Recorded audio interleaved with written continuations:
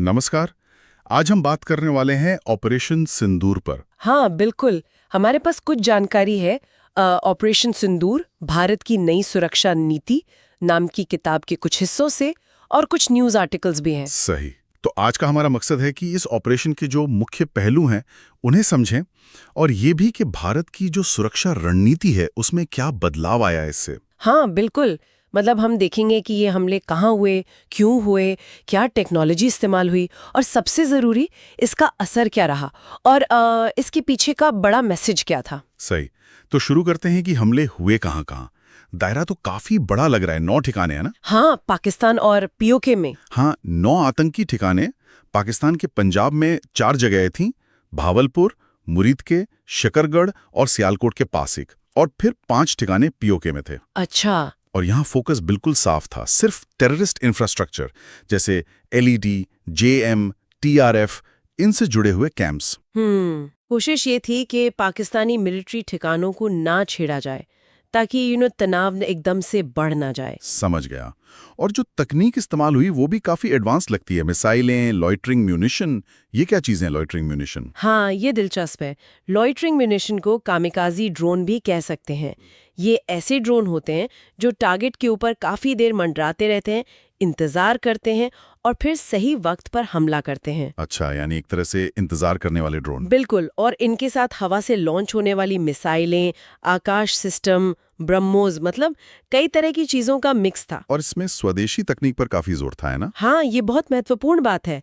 भारत ने पहली बार international border के पार ड्रोन हमले किए, अपनी इलेक्ट्रॉनिक और नेटवर्क वाली युद्ध क्षमता दिखाई। आकाश, ब्रह्मोस, ये सब स्वदेशी हैं। तो ये दिखाता है कि भारत अब अपनी बनाई टेक्नोलॉजी पर कितना निर्भर कर रहा है। मतलब बाहरी निर्भरता कम। हाँ, और अपनी शर्तों पर एक्शन लेने की ज्यादा आजादी। ये वाकई में एक बड़ा बदलाव लगता है। अच्छा, तो इन हमलों का असर क्या रहा? खबरों में तो था कि काफी नुकसान हुआ। हाँ, रिपोर्ट्स के मुताबिक कम से कम 9 कैंप तो पूरी तरह तबाह हो गए। 9 कैंप। और करीब 70 आतंकी मारे गए। इनमें जैश-ए-मोहम्मद का अब्दुल रऊफ अजहर जैसा बड़ा कमांडर भी शामिल था। यानी काफी बड़ा नुकसान पहुंचाया। बिल्कुल, ये दिखाता है कि हमले कितने सटीक थे। और एक और बात, पाकिस्तान ने खुद माना कि उनके 2 एयरबेस नूर खान और शोरकोट पर हमले हुए थे। उन्होंने माना? हाँ, और बाद में उन्होंने सीज फायर की रिक्वेस्ट भी की, जिसे तनाव कम करने वाला कदम माना गया। तो ये तो हुई जमीन और हवा की बात। समंदर में भी कुछ चल रहा था क्या? नेवी का क्या रोल था? हाँ, नेवी का भी अहम रोल था। भारतीय नौसेना ने करीब 36 वॉरशिप्स तैनात किए थे। सत्ते जहाज? हाँ, कैरियर बेस्ड मिसाइलें, एयर पावर, इनका इस्तेमाल करके पाकिस्तानी नेवी को उनके पोर्ट्स तक ही सीमित रखा गया। ये सिर्फ उन्हें रोकने के लिए नहीं था, बल्कि ये दिखाने के लिए भी था कि भारत लड़ाई को समंदर तक ले जा सकता है और वहां भी हावी हो सकता है। समझ गया। अब आते हैं इसके रणनीतिक संदेश पर। भारत ने जानबूझकर सिर्फ आतंकी ठिकानों को निशाना बनाया, मिलिट्री को नहीं। इसका क्या मतलब निकाला जाए? मतलब साफ था। हाँ। एक तरफ अपनी ताकत दिखाना कि हम सटीक हमला कर सकते हैं जी। दूसरी तरफ संयम बरतना। हाँ, कि हम गैर जिम्मेदार नहीं। बिल्कुल।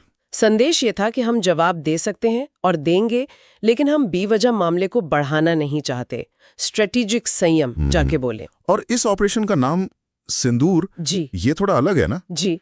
इसके पीछे क्या खास वजह थी? हाँ, ये नाम बहुत सोचा समझा है। सिंदूर, जैसा हम जानते हैं, पारंपरिक रूप से विवाहित हिंदू महिलाओं के लिए पवित्र माना जाता है, सुहाग का प्रतीक है। सही। तो ऑपरेशन को ये नाम देना एक तरह से आतंकी हमलों के जो पीड़ित थे उनके प्रति एक श्रद्धांजलि है। ये सांस्कृतिक महत्व को रणनीतिक इरादे से जोड़ता है। काफी गहरा मतलब है। और रक्षा मंत्री ने भी कहा था कि कार्रवाई नपी तुली थी, लेकिन भारत जरूरत पड़ने पर आगे भी एक्शन लेने की क्षमता रखता है। अच्छा, पाकिस्तान ने इस पर कैसे रिएक्ट किया? क्या कोई बड़ा जवाब दिया? नहीं, कोई बड़ी जवाबी कार्रवाई तो नहीं हुई। ज्यादातर प्रतीकात्मक चीजें रहीं, जैसे एलओसी पर फायरिंग वगैरह जारी रखना। तो इसका मतलब है कि भारत का संदेश उन तक पहुंच गया। लगता तो यही है। भारतीय लीडरशिप का मैसेज क्लियर है कि ऑपरेशन सिंदूर एक्टिव है और आगे कोई हमला हुआ तो जवाब और कड़ा होगा। तो क्या हम ये कह सकते हैं कि भारत की सुरक्षा नीति में अब एक फंडामेंटल शिफ्ट आ गया है, पहले से ज्यादा प्रोएक्टिव? हाँ बिल्कुल, ये सिर्फ एक ऑपरेशन नहीं है, ये एक नई सोच का संकेत है।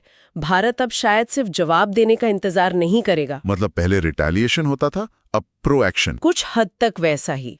अब वो सीमाओं के पार जाकर आतंकी इकोसिस्टम को खत्म करने के लिए सटीक सैन्य बल का इस्तेमाल करने को तैयार है। ये एक बड़ा रणनीतिक बदलाव है। तो अगर हम इसे समेटें तो ऑपरेशन सिंदूर भारत की सुरक्षा नीति में एक महत्वपूर्ण मोड़ है। स्वदेशी क्षमता, सर्जिकल स्ट्राइक जैसी सटीकता और साथ में रणनीतिक संयम। सही कहा आपने।